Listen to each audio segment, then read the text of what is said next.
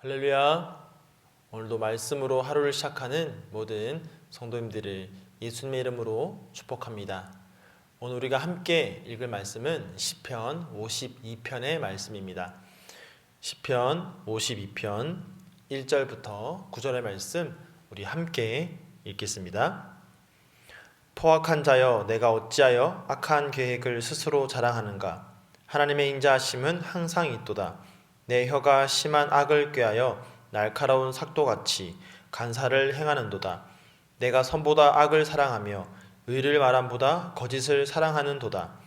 간사한 혀여, 너는 남을 해치는 모든 말을 좋아하는도다.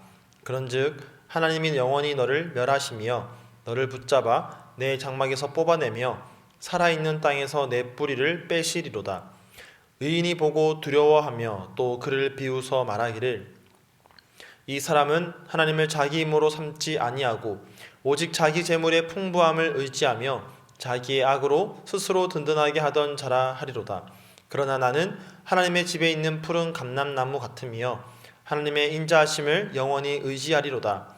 주께서 이를 행하셨으므로 내가 영원히 주께 감사하고 주의 이름이 선하심으로 주의 성도 앞에서 내가 주의 이름을 사모하리이다. 아멘. 말씀을 위해서 함께 기도하겠습니다. 하나님 감사합니다. 오늘도 우리와 함께 하시는 그 하나님의 동행하심이 우리에게 얼마나 큰 은혜인지 오늘도 이 말씀을 읽어가며 또 말씀을 들으며 또 기도하며 지금도 나와 함께하고 계신 그 주님과 친밀함을 누리고 동행의 은혜를 풍성하게 누릴 수 있는 오늘 하루가 되게 하여 주시옵소서. 이 시간 주님 우리에게 말씀하여 주실 때에 그 말씀이 온전히 우리의 마음 가운데에 새겨지게 하여 주시옵소서. 감사드리며 예수님의 이름으로 기도드립니다. 아멘. 오늘 우리가 함께 읽은 시편 52편의 말씀은 말씀을 읽어보면 아주 뚜렷한 구조를 가지고 있다는 것을 볼 수가 있습니다. 1절부터 4절 그리고 6절부터 9절 그리고 그 가운데 있는 5절 이렇게 세 부분으로 나눌 수가 있습니다. 이렇게 뚜렷한 구조를 통해서 시인은 두 사람을 대조하고 있습니다. 그 두 사람이 걸어가고 있는 두 가지 종류의 인생길을 대조하고 있습니다. 자, 우선 앞에 나오는 1절부터 4절을 보면 포악한 자가 나옵니다. 1절에 보면 포악한 자여, 내가 어찌하여 악한 계획을 스스로 자랑하는가? 하나님의 인자하심은 항상 있도다 라고 하면서 포악한 자에 대하여 이야기하기 시작합니다. 한글 성경에서 포악한 자라고 번역하고 있는 이 말은 히브리어로 하기보르라는 단어입니다. 여기서 쓰인 형용사 기보르라는 이 단어는 사실은 포악하다라는 의미보다는 강하다라는 뜻이 더 맞는 그런 단어입니다. 한글 성경은 아마도 이 사람이 악인이라는 것을 분명하게 나타내기 위해서 의역을 한 것 같습니다. 그러나 더 정확하게는 강한 자라고 해야 하는 것이죠. 이 강한 자는 보통 영웅 또는 위대한 용사를 가리킬 때 사용하는 말이었습니다. 그런가 하면 공동체 안에서 존경을 많이 받거나 아니면 공동체에서 영향력을 많이 끼치는 사람을 향해서 쓰던 말이 바로 이 단어입니다. 그런데 오늘 본문에 나오는 이 강한 자는 자신의 힘으로 악을 행하고 있습니다. 특별히 이 사람은 자신의 말을 통하여서 이 악을 행하고 있습니다. 2절에 이렇게 말씀하고 있죠. 내 혀가 심한 악을 꾀하여 날카로운 삭도같이 간사를 행하는도다. 그런가 하면 4절입니다. 간사한 혀여, 너는 남을 해치는 모든 말을 좋아하는도다. 자신의 혀로 간사를 행하고 다른 사람을 해치면서 공동체를 날카로운 칼로 갈라놓고 있는 것입니다. 이 사람은 3절에서 나오고 있듯이 의를 말하는 것보다 거짓말하기를 더 사랑합니다. 더 좋아하고 있습니다. 자신의 힘을 가지고 거짓말을 일삼고 다른 사람을 해치는 말을 하기를 즐겨하는 이 사람, 아마도 강한 자이기 때문에 힘이 있는 자이기 때문에 그 어떤 누구도 자기의 이런 행위를 막을 수 없을 거라고 생각했을 것입니다. 그런데 5절에 가게 되면 이 분위기가 완전히 반전됩니다. 이제 5절에 오면 주체가 포악한 자에서 하나님으로 바뀌게 됩니다. 하나님께서 이 강한 자를 심판하십니다. 마치 아무도 막을 수 없을 것처럼 생각하면서 거짓과 강포를 일삼던 이 강한 자를 하나님께서 심판하시는 것입니다. 자, 5절에 보면요, 너를 또는 너라고 하는 이 인칭 남성 전미사가 계속 반복되는 것을 우리가 볼 수가 있습니다. 너를 멸하시며 너를 붙잡아 뽑아내며 내 뿌리를 빼시리로다. 너라고 계속 지명을 하고 있습니다. 마치 몸이 아픈 환자를 위해서 의사가 이 핀셋을 가지고 그 몸에 그 사람을 아프게 하는 가시와 같은 것을 정확하게 뽑아내듯이 하나님께서 다른 사람이 아니라 바로 너를 뽑아내시고 너를 멸하실 것이라고 분명하게 지명하여서 말씀하고 있습니다. 그렇기 때문에 나의 힘을 의지하면 안 된다는 것을 분명하게 보여주시는 것입니다. 내 힘을 가지고 다른 사람을 해치고 공동체를 갈라놓는 그런 악한 말, 거짓말을 일삼아서는 안 된다는 것을 분명하게 보여주시는 것입니다. 그렇게 하면 다른 사람은 너를 막지 못할지라도 하늘의 하나님께서 너를 뽑아내고 빼내어 심판할 것이라고 그렇게 말씀하고 있습니다. 자, 그런가 하면 그 다음에 이제 6절부터는 다시 주체가 바뀝니다. 이제 시점이 의인의 시점으로 옮겨오게 됩니다. 의인은 그런 악인의 심판, 하나님께서 그 악인을 주시는 그 심판을 바라보면서 하나님의 능력 앞에 두려워합니다. 하나님을 경외하는 것이죠. 자, 그러면서 스스로 강한 체 하던 그 악인을 비웃는다라고 그렇게 말합니다. 하나님을 자기 힘으로 삼지 않고 자기 재물의 풍부함을 의지하던 당신, 자기의 악으로 스스로 든든하게 하던 당신, 그런 당신이 이렇게 처참하게 심판을 받다니 하면서 비웃고 있는 것이죠. 자, 그런데 이것이 끝이 아닙니다. 그렇게 악인을 바라보면서 진짜 생명의 길이 무엇인지를 깨닫는 것입니다. 그래서 8절에서 시인은 이렇게 고백합니다. 나는 하나님의 인자하심을 영원히 의지하겠습니다. 나는 하나님의 인자하심을 영원히 의지하겠습니다. 여기서 인자하심이라고 하는 이 단어가 바로 우리가 그토록 많이 들었던 헤세드라는 단어입니다. 하나님의 인자하심, 그 언약의 신실하심을 내가 의지하겠습니다 라고 말하는 것입니다.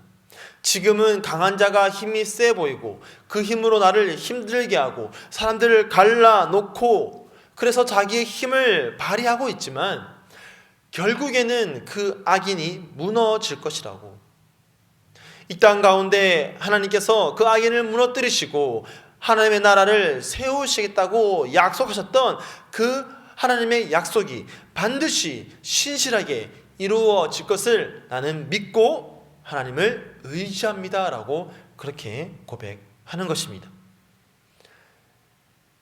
가나안 땅 거민들의 그 죄악이 여호와 하나님 보시기에 악함으로 하나님께서 그 땅을 결국 심판하시고 하나님 나라 백성으로 택하셨던 그 이스라엘 백성들이 그 땅에서 하나님 나라를 세워가도록 하신 것처럼 자신의 힘을 과신하던 여리고 성이 그 손 하나 되지 않고 하나님 말씀에 순종하였던 이스라엘 백성들에 의하여서 무너졌던 것처럼 하나님은 아브라함에게 약속하셨고 모세와 약속하셨고 하나님의 백성들과 약속하셨던 그 약속을 결국 이루실 것이다. 그것이 바로 나의 삶에도 이루어질 것이다. 나는 바로 그런 하나님의 인자하심, 하나님의 헤세드를 믿고 의지합니다 라고 그렇게 고백하는 것입니다. 이것이 진정 이 땅을 살아가면서 내가 참 생명 얻는 길이라는 것을 시인은 깨닫고 믿고 고백하게 되는 것입니다. 사실 오늘 시편 이 말씀의 배경을 보면 시편 52편의 표제가 이렇게 되어 있습니다. 에돔인 도액이 사울에게 이르러 다윗이 아히멜렉의 집에 왔다고 그에게 말하던 때에. 여러분, 이게 어떤 사건입니까? 사무엘상 21장 22장에 나오는 다윗이 사울에게 쫓기던 중에 놉당으로 가게 됩니다. 그리고 그곳에서 지금 쫓기고 있다는 자신의 상황을 숨기고 그곳에 있던 대제사장 아히멜렉의 도움을 받게 됩니다. 그래서 진설병으로 허기를 채우고 또 골리앗의 칼로 무장을 하게 됩니다. 자, 그런데 그때 그곳에 누가 있었냐? 바로 사울의 목자장이었던 도액이 있었습니다. 도액은 사울이 있는 곳으로 가서 사울에게 이 모든 일을 이야기하는데 약간 과장하기도 하고 약간 좀 위조하여서 이야기를 하는 겁니다. 그래서 이 일로 인하여서 사울은 아히멜렉과 제사장들을 불러들이고 이 도액을 통해서 무려 85명의 제사장들을 죽이게 됩니다. 그뿐만 아니라 그 땅 놉당에 있는 그들의 가족들, 가축들까지 다 죽임을 당합니다. 그때 이 아히멜렉의 아들이 도망하여서 다윗에게 이 모든 일을 이야기합니다. 다윗은 그 당시의 일을 회상하면서 그때 도액이 함께 있었는데 사울에게 이야기할 것을 분명히 알고도 경솔하게 행동하였던 그런 자신의 모습을 탄식합니다. 자책하죠. 오늘 본문의 아마도 다윗이 그때의 그 도액을 생각하면서 쓴 시일 것입니다. 다윗은 그 도액의 간사한 죄를 개탄하고 있는 것입니다. 그리고 도액이 이 모든 일을 저질렀던 그 이유가 무엇인지 생각해 볼 때 바로 그가 재물을 의지하였기 때문이라고 생각하는 것입니다. 사울의 목자장이었던 이 도액이 자신의 힘을 가시하고 그 다윗 쫓기에 현안이 되어 있던 사울 왕에게 이것을 이야기함으로써 비록 제사장들이 죽어나갈지라도 나는 나의 안위와 성공과 나의 힘을 기를 수 있다는 그런 것을 의지하고 있는 것입니다. 하지만 다윗은 압니다. 여호와의 인자하심이 반드시 이 악인을 심판할 것을 알고 있습니다. 왜냐하면 다윗은 하나님의 헤세드를 믿었기 때문입니다. 그에게 하셨던 약속의 말씀을 다윗은 믿었습니다.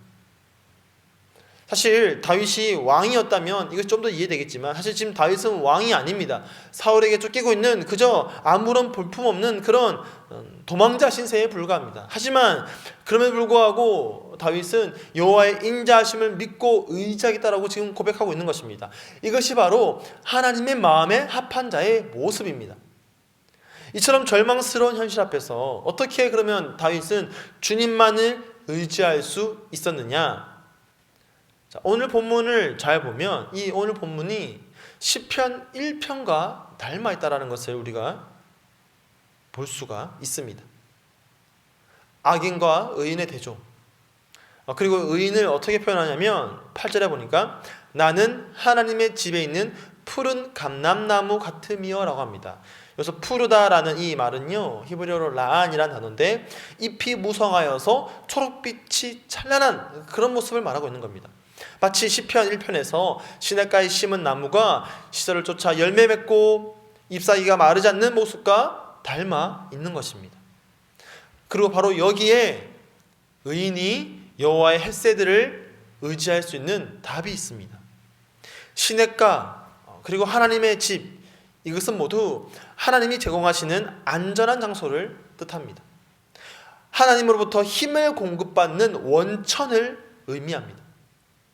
하나님의 말씀에 그 영양분을 공급받는 곳, 하나님의 말씀이 선포되는 그 하나님의 집, 그렇게 하나님의 말씀이 오늘도 하나님의 인자하심과 그 하나님의 헤세드를 신뢰하며 의지할 수 있는 힘을 더하여 주는 것입니다.